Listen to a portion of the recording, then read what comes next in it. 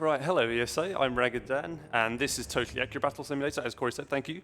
It's a little bit unusual for speedrunning, so if you've not heard of anything to do with speedrunning this before, I don't blame you. I'm going to get straight into it because I think it's better to make up a bit of time on stream 1. The time begins when we place down the first unit, and I'll try and do some explanation about what I'm doing as we go on. It's a little bit fast-paced, so I apologize if I'm talking a lot of the time or anything like that.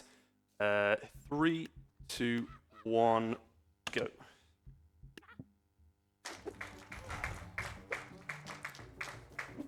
So in the category that I'm doing, it's a little bit of a category that we've just sort of come up with specifically for the event, which is the original 3 campaigns. So I'm starting with the introduction, and then I'm going to move on to the adventure, and then the challenge. And the point of this game, if you've never heard of it before, okay, I'm going to come up with the safety for this because it's already going badly. The point of this game is that you simulate these very accurate battles with various enemy units. You have a certain amount of money to take out the enemy's units, and you have a limited amount of money yourself. Usually you have less money than the enemy has used, so you have to play to their weaknesses, or you've got to come up with something creative. But in the speedrunning case, we're going to come up with some slightly broken strategies, or exploits if you like. They're very recurring sorts of stuff. So there's one thing we use a lot of the time, which I've not used yet, called the cheerleader. And I like to call it the cheerleader effect, because after the song by Carpenter Brut. I hope that made sense to one person in the audience, at least. That would have been an accomplishment if it is.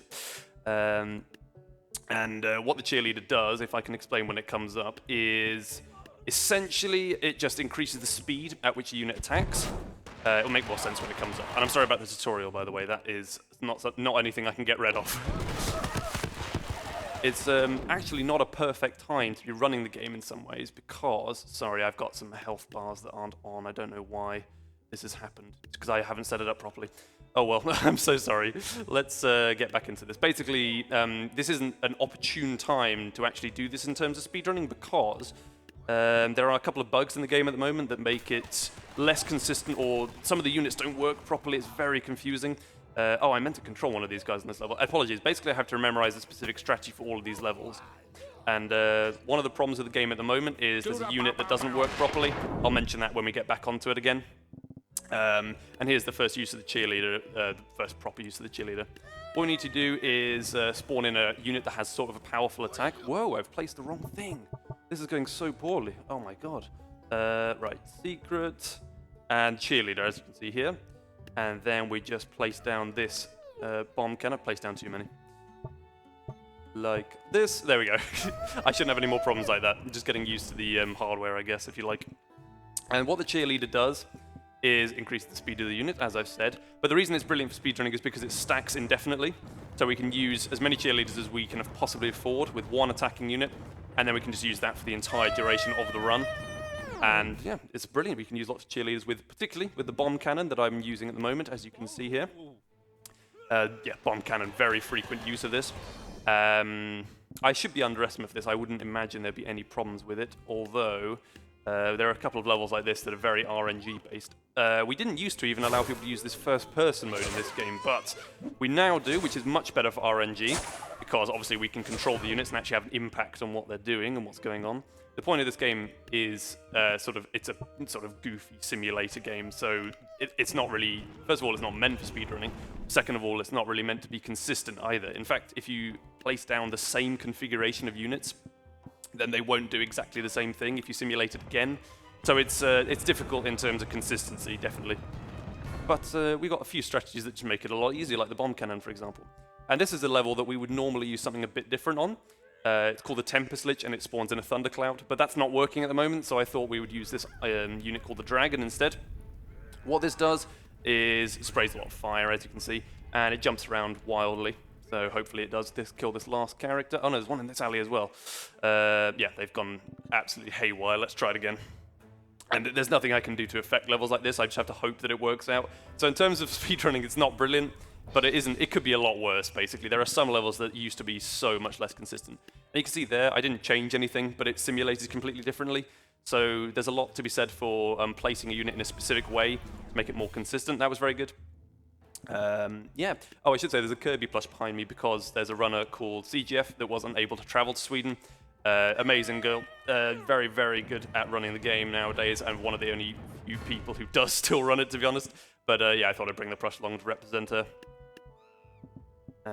Can we use this? This is another use of slightly different strategy we've got for it, called the Ballista. And this has a much more refined projectile.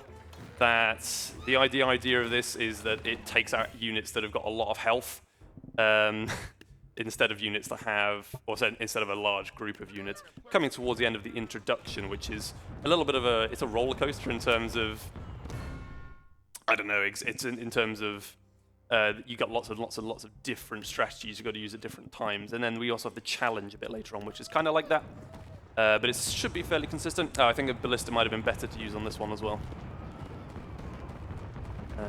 Can we get this unit? Yeah, this is obviously a unit that has lots of health, so it would have been better to use a Ballista. Anyway, I apologize for that. We use Ballista on this one, however, it's much more consistent. Because we have these, I don't know, they're called Jarls or something like that. They're sort of the top chieftain Viking units that you may have seen before. If you've heard of this game, it may be in terms of a very old alpha version. Okay, let me use it. Actually, for this one, actually. We use Dragons, which is more consistent. It burns everything to the ground, and that should be the end of the introduction. We're a third of the way there. All going quite well so far. We'll move on to the adventure now as quickly as possible. I thought about maybe starting with this because it's sort of, I don't know, it's easy to explain what's going on in terms of, I don't know, you use the bomb cannon and cheerleaders quite a lot first off. That's more obvious, and this level is very annoying. It can be anywhere from 10 to 30 seconds long. It's very different. When I was here ESA Summer last year, I ran Adventure by itself. I didn't think it covered a huge amount of the game, so I switched over to requesting that we do all 3 of the original campaigns, which is a little bit more interesting because we cover a few more areas. But basically, if you haven't grasped the idea of this so far, there is just an amount of money, or if you're just tuning in, I should say, really. There's an amount of money we have in the top left that I'm looking at, and then we just spend that as much as we can until we can buy a unit for a lot of these levels. In terms of cheerleaders, they increase the speed, no cap, so as many cheerleaders as you possibly want to use.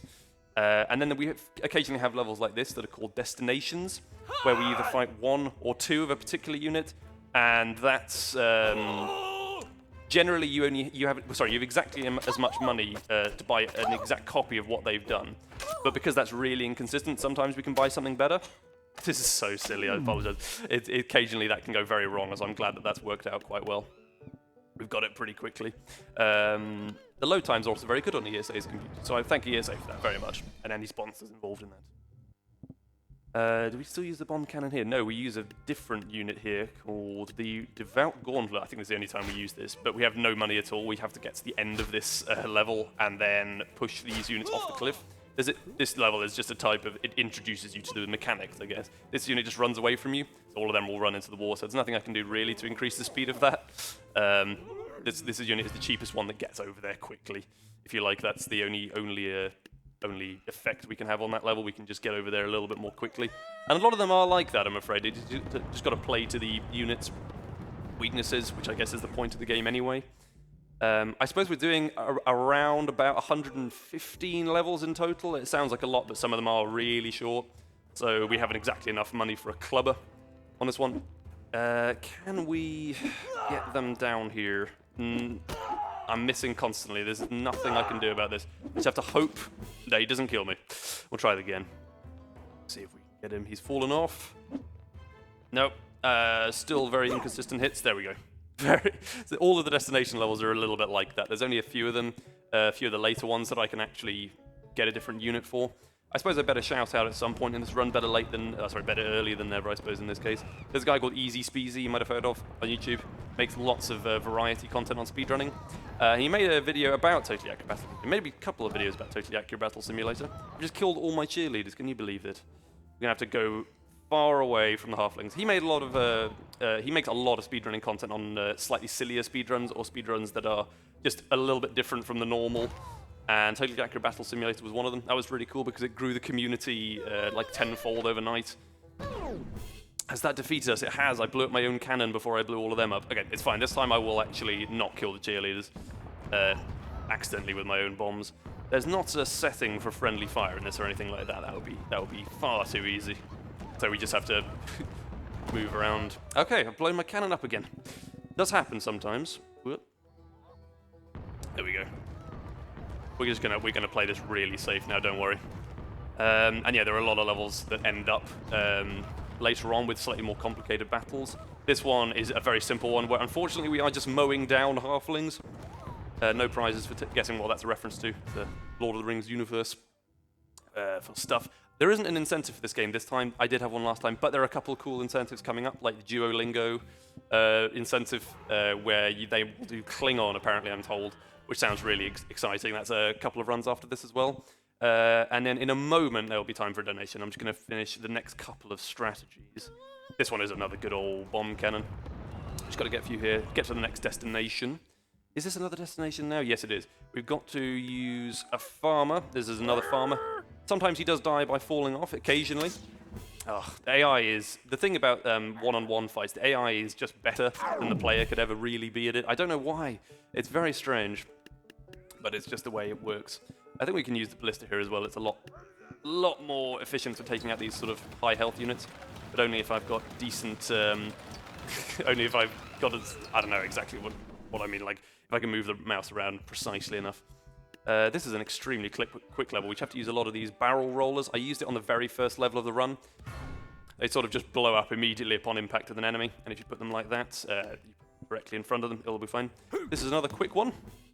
Throw a spear at him. That's a destination. We could use a Saris' spear for it, but actually you can afford a guy that just throws a spear instead of holding one. So yeah, we can defeat them with range. That's quite a frequent strategy as well. You have to defeat them with range when there are units that don't use anything to do with range. Very cool. Are we now on this? Yes, there we can use a dragon either side of this. So this level there are lots of these healing characters. They're all healing one attacking knight character. That would work really well if they had fire resistance. Because they don't, we can melt them all like that. It's very straightforward. And the dragon is really useful in the challenge, which is coming up after this campaign. Yeah, there are a lot more interesting campaigns that have been released since the original 3 ones of these. The Introduction, Adventure, and Challenge are the ones I'm doing today, but there's also a Dynasty campaign that has Asian-based units, and there are also there's also a campaign that has Wild Western units, one that has pirate units. I believe I could remember all the strategies for that if I was really pressed to, but I haven't. They're not involved in this run today. So do check this game out for yourself. Do check it out on speedrun.com, of course. You can probably improve upon my terrible sword combat skills here. Can we please get him? He's turned around and I can't get it. Sometimes your hit doesn't also kill them immediately. It's really, really hard to imagine why that would happen. Actually, this is as good a time as any for a donation. I think this would be good. We should use a gunslinger here to kill these people. Perfect, because now we have met the Duolingo incentive for Klingon as a bonus language. And to celebrate that, I got an amazing donation by RoboSparkle for $28.34 to match the amount exactly. Oh, and perfect. The message reads, I don't know, or something like that. This apparently translates to, you can encounter Kalis in your grace. You will not go to me, or something like that. So yes, this was Klingon and a short preview for what you can expect in about an hour. So thank you for your donations. And the next incentive up would be Risk of Rain, for which we still have almost $2,000 left. So let's make sure we can meet this incentive. Yeah, I'm excited to watch that now. What's happening in this level is there are a bunch of units that start in a cave, and I was thinking I could use some dragons to go in and burn them out as they walk out, but the dragons are not behaving, and they're all stuck, and it's not worked. So what I'm going to do instead is, hopefully this doesn't lose a lot of time, we're going to use a wizard, which is a very subtle reference to Gandalf the Grey. We're just going to right-click a few times. With the cheerleaders, of course, and hopefully it all works out. And they'll all run into our path. And I think one of them is stuck again, but it's okay because we can walk in quite easily this time. God, where are they? This is very bad. Very bad RNG there, unfortunately. And there is a lot of instances where there is bad RNG. But luckily, there isn't really any RNG for some of these levels. Just throw a rock at them. It's all working. It's all perfect. In this level, there are some quirks to these later levels. Is this a later level? Were you there already? Am I behind schedule? Probably not. Some of these levels, you have units in front and behind you. That's a much bigger theme with the modern campaigns, Good and Evil, that have been released. There's a unit stuck in the tree over there. I've not seen that before. I probably have and just can't remember, but Seems very unusual. Units down there, that's all fine, but luckily it's not too bad. These cannons are very maneuverable. There's another RNG level. We're going to use these things called Hwatches, and they fire a barrage of arrows. It's really fun to use on the mammoths. Oh, it's brilliant. It's all worked out perfectly. And usually what happens is one of the mammoths gets stuck, one of the Hwatches gets stuck, something goes really wrong like that. Can we get all of the berserkers out? Yes, we can. Very nice. What they do, these berserker Vikings, is they have a leap ability. They can jump on the buildings that are over here, for example, and take out all these catapults better than any ranged character can. So it's very useful for that. And here's another destination level. We could buy another berserker Viking to fight this one, but we can actually just buy a guy who has a rifle, and it's worked out very well. And there are quite a lot of those levels coming up as well. We can just buy a rifle or something similar. We can buy a musketeer, he's called, which is very effective. There is a couple of these levels coming up with just bomb cannons, which will be another good time for a donation, but there aren't any. Is there anything else to say, or shall I continue with explanations? I mean, I want to remind people that they can get their own charity t-shirt at speedrun.store for $22, and $8 out of that will go directly to charity. So grab your own ESA Summer 2023 t-shirt at speedrun.store. Thank you. And obviously, this is a marathon that's benefiting Alzheimer Fund, and top charity. I really strongly recommend donating to them. There are also lots of cool prizes you can win if you don't. If you do donate a certain amount, you can check it out on the donation website or link on the ESA website. I mean, the garbled announcement, but you get what I'm trying to say, I hope. And we can use another musketeer on this level to take him out. Should be straightforward. Occasionally they do miss, which is really annoying. I have no idea how that happens, why it happens, or how I can possibly avoid it happening. But we can use dragons again on this level. It's all going very well. There's another quirk of this game that, as far as I'm aware, you can't turn off, which is you have various people who can spawn with deformities or things like that. They can have particularly large bodies or something like that. The enemies or the players' own spawns, which is really, it's not brilliant for speedrunning, I suppose. Someone in the chat has said epilepsy warning. I suppose there's sort of, but I didn't think it would be a particular problem for this. I guess that there is a certain chance that this is a lot of colors moving around quickly. So I massively apologize for that if you do have difficulties with it. However, this level involves a unit that I was talking about earlier, which is a little bit broken in the current patch. What it's meant to do is fire storm clouds at distance, and it seems to be working pretty well here, actually. On my home computer it doesn't, on other people's computers it doesn't, but it's meant to fire these storm clouds at a much greater range than it actually does, than it actually appeared to be doing there, so we can normally beat it just from sitting in this corner, that level. But on the current patch, I don't think that they don't work very well. I don't know exactly what's wrong with it. Okay, that went about as badly as it can happen. What it's meant to happen here is this sword guy is meant to stab through this chap, and then this musketeer is meant to shoot him at the same time. There we go, it worked out eventually. And that's, in theory, the quickest way of beating that. The first attempt, they both just died immediately, and there was nothing I could do about it. This is the mammoth one, yes it is. We can use the ballista again to fight this one. Ugh. And yeah, I'll just say again, if you're tuning in, cheerleaders, really frequent strategy in this. They just increase the speed of everything I'm doing. So I'm not using any kind of advanced technology to cheat on this. It's just using a certain unit at an excessive quantity. This is also an introduction to the pike. This level, it has this one-use attack that's very strong, and it's just going to jab forward into the mammoths in this case, hopefully.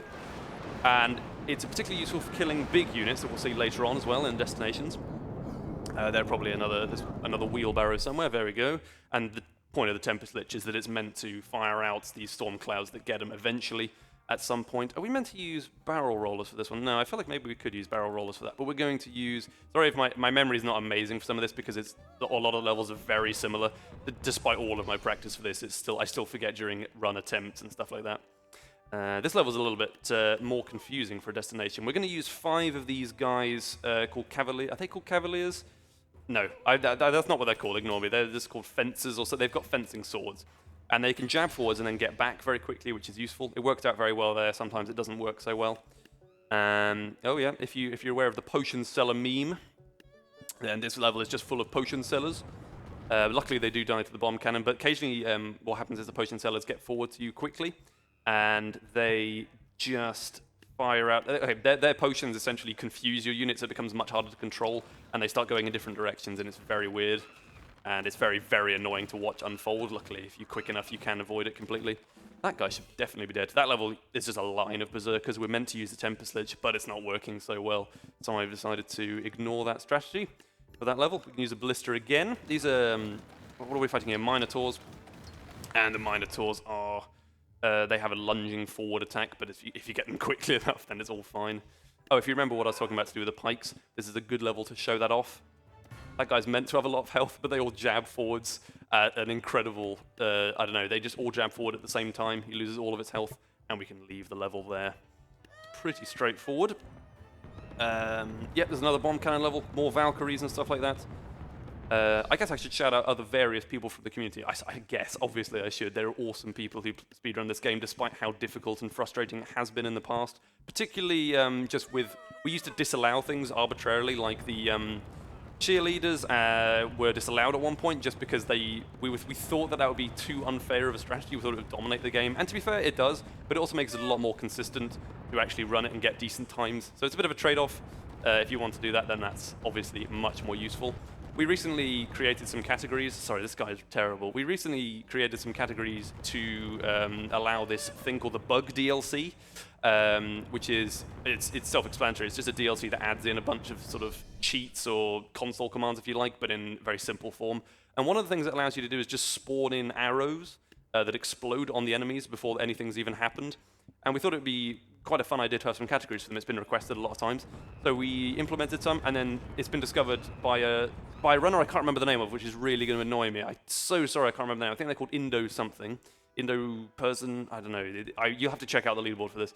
But they discovered that it's just, you can just use these arrows on every level, and it's faster than mostly every strategy. So it's a bit boring to speedrun that sort of stuff, but you can, and it's certainly still, it's a very valid category. In fact, it's much less RNG than this. This wheelbarrow guy's meant to fall down, but it's got stuck on here. And the problem with the AI pathfinding this, we'll see more of later, is so bad that they think it's best to walk up the stairs and go to them instead of trying to just stand here and jab at them or something.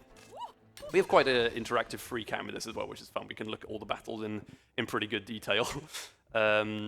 We have another level where we use a ballista and cheerleader, so it's a little bit dull.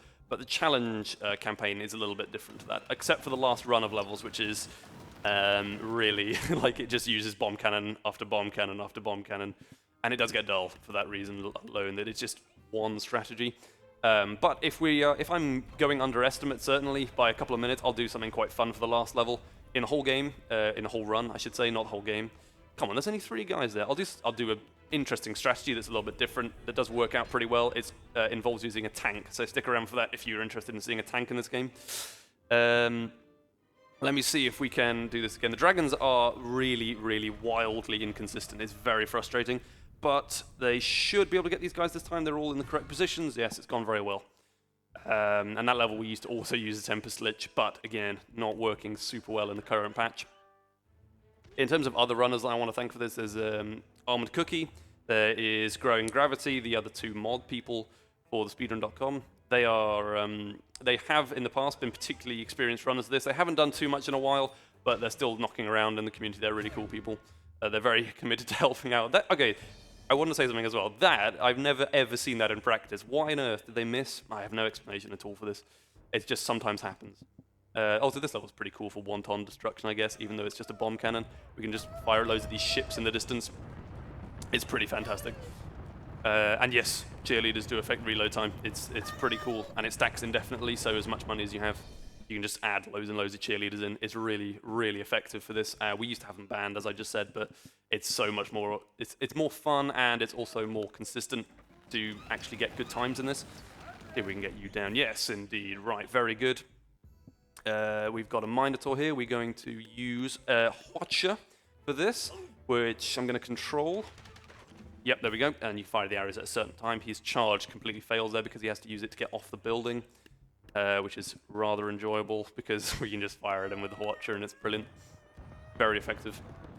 In terms of the rest of the strategies for this campaign, there isn't a lot of different stuff involved. This level is very weird and hard to explain. What happens is all of these boats that are in the water just sink anyway, so we can just ignore them and go for the rest of the enemies that are over here somewhere, get a Tempest Lich, and hopefully spawn in some clouds. This is what I mean. I would be able to fire them there, but I have to really be able to see them, and they have to be really near me for it to work.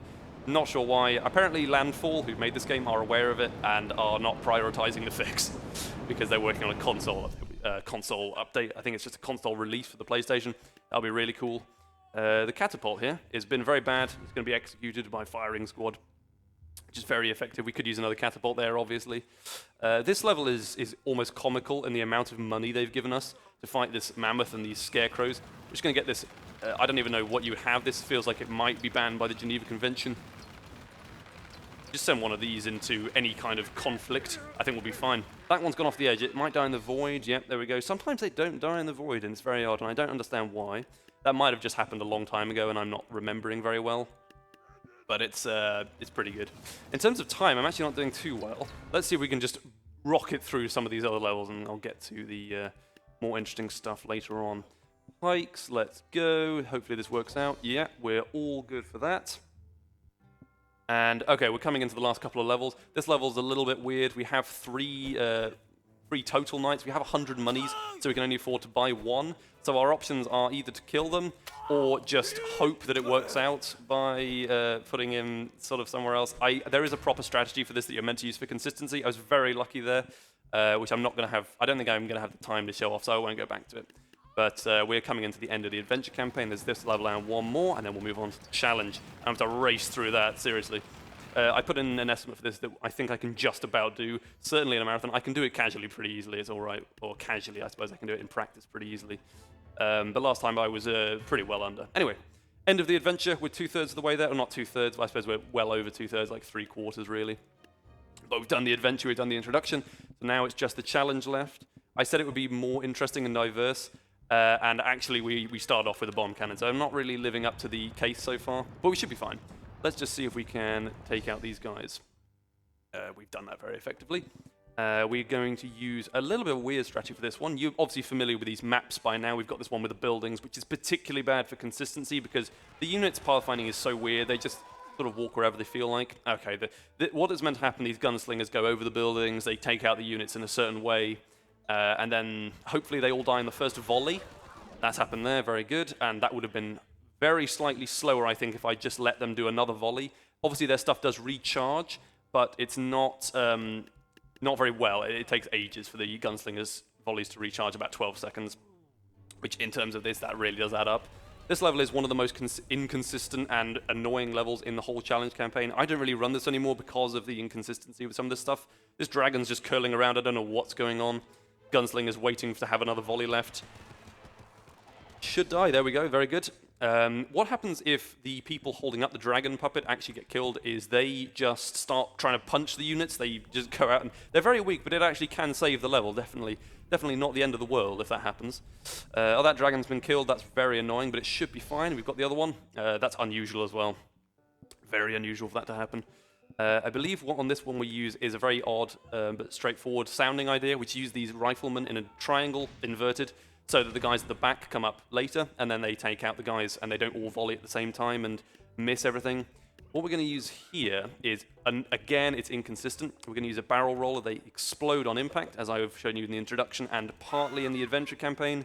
We're going to direct everyone here. Hopefully that kills all of the halflings and a little bit of damage on these guys. It hasn't done too well, but as long as we can kill these guys before they get in with the arrow people, we'll be fine. This might be all right. I think he's stuck on something. I'm not sure what. I think it's its own scythe, which is very fortunate. We don't have to restart. Here comes the halfling. It's not enough for the enemy to win it, I'm afraid. What are we going to use on this level? This level is decent for dragons. I think that it just about works. And we've got priests that heal them up, but actually the dragon does outweigh the dragon's fire does outweigh the healing effect, so we're totally fine on that regard. We're going to use a barrel roller and gunslingers on this one. There are just these wheelbarrows that come at us. And if we can blow up right here and then do the guns volley in the AI's hands, the gunslingers are actually much better. So it should be totally fine on levels like that. You can just trust them to work their magic.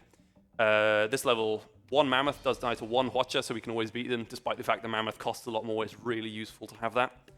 One possible reason for a lot of this stuff working, I should say, is that the campaigns that added the bomb cannon and stuff like the dragon were released after the first 3 campaigns with Dynasty. So maybe there wasn't a lot of compatibility testing, is all I'll say about that. That's not a criticism of the game. It's very fun.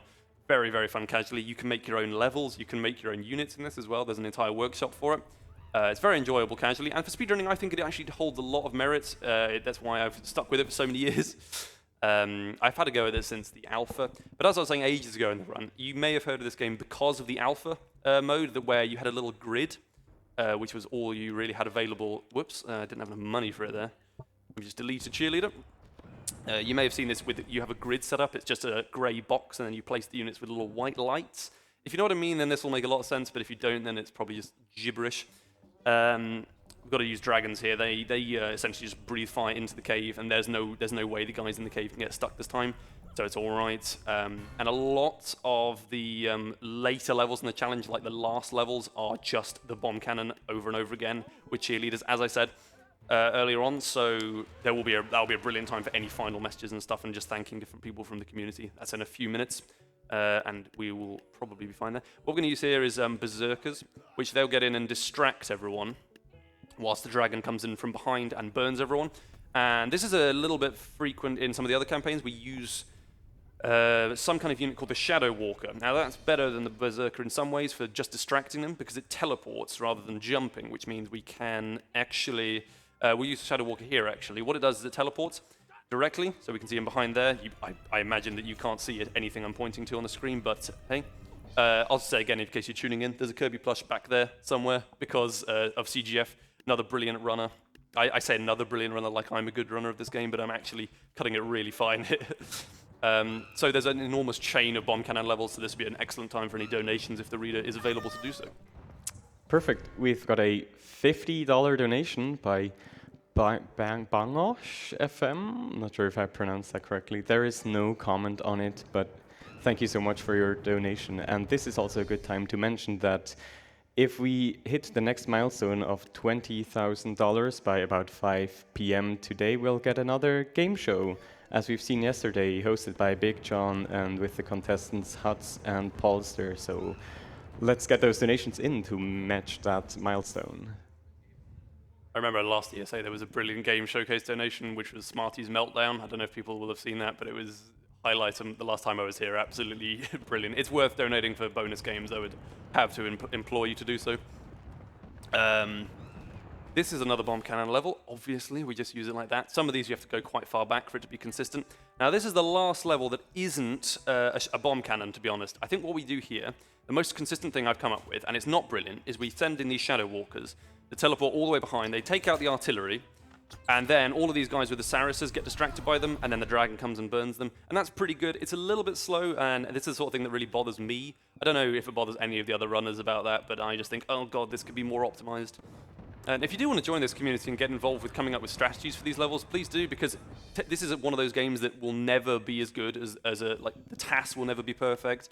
There's basically always room for some optimization because of where you place the units and stuff like that. This one's a bit annoying. I don't know if there are snake archers here that are ranged. There were. There are these guys that fire snakes and then those lock onto your units and just slowly degrade its health. It's a little bit quirky, but it does work out very well for the enemies, I should say. This is another one where we have to be very fortunate with the bombs exploding on certain characters in the air. Otherwise, it just won't work. We've got to hit them. There's another one there, and you. And there's another guy right at the back. Very good. That's hit them as well. You may have also noticed throughout the run that the things I'm shooting, or like firing, whatever, actually very, very slightly divert towards the enemies. And this is really useful. It just means there's slight auto-targeting, which allows us to sometimes find out where enemies are that are stuck. And there's also health bars, which I've obviously turned on. You can customize that in the settings a lot. And it makes things a lot easier in terms of you can just find out where enemies are or whatever like that. And we get these guys out of the sky on the first try. I think we're fine. There we go. We're coming into some of the later stage levels now. This is not much left. How much do we have left, actually? We've only got 4 more after this one. So we are cutting it close, but we should be all right, I think. Down we go in here. More kings. Sorry, I'm just focusing a lot now because I want to get to the end of it safely. If there's any final things to be read out, then this is an ideal time. Again, it's just the same sorts of strategies for the end of the run. There may well not be. I mean, I think it's a good time to point out some of the prizes that we have. You can get a custom ESA PlayStation 5 or a Tears of the Kingdom limited edition Switch. And of course, there are many others, also smaller prizes that you can get if you donate during this marathon. So get those donations in, and maybe you'll earn even a small prize. Oh man, we've got 30 seconds. Can we do it? 2 more levels, I think. Let's see. You go there, and then we do this. I'm not going to do the interesting thing that I talked about for the last level. I'm so sorry. It's just a little bit too close. And we've got a few seconds left to do this. We've got about 10. If there's anyone in the audience, this would be terribly, like this would be a bad time to start counting down. I'm gonna miss it by seconds. This is so frustrating. Oh well. I'm gonna hit it like this, and I'm gonna have to be ready on this, I guess. There we go. That's the final level. Well, that's disappointing that I managed to go over it because I don't know. Very nearly 35 minutes. It was always an optimistic estimate, but I'm going to leave it there so we can move on with the schedule. Don't want to be too far behind. Yeah, thank you very much, and enjoy the rest of ESA. There are a lot of cool donations, incentives coming up. I would check them out, and a lot of cool games after this one.